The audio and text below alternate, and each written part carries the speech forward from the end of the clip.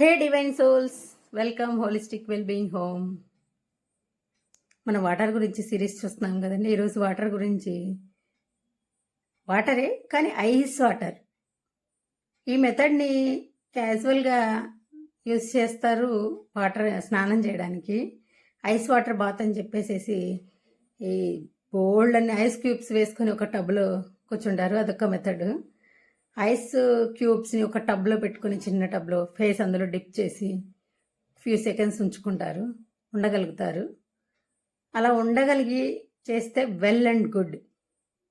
లేదు ice cubes మేము తలపెట్టలేము, face పెట్టలేము, స్నానం చేయలేము అన్న వాళ్ళకి అట్లీస్ట్ ఎంతో కొంత అందులో, ఎందుకంటే ఐస్కి చాలా హీలింగ్ కెపాసిటీ ఉందండి.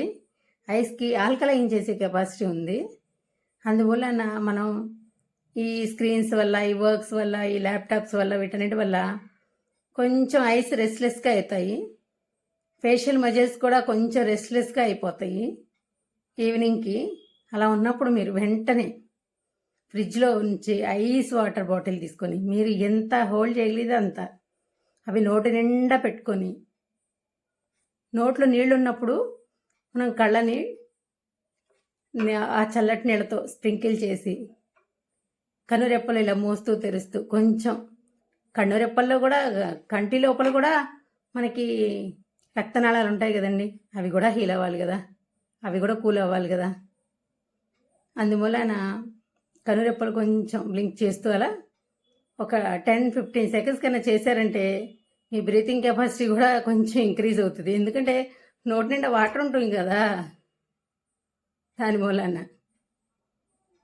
తప్పకుండా ట్రై చేయండి. చాలా రిలాక్స్ అవుతుంది. అండ్ వెంటనే ఫేస్ వాష్ చేసిన వెంటనే ఐస్ వాటర్తో వెంటనే టవల్ పెట్టి రుద్దేయకండి.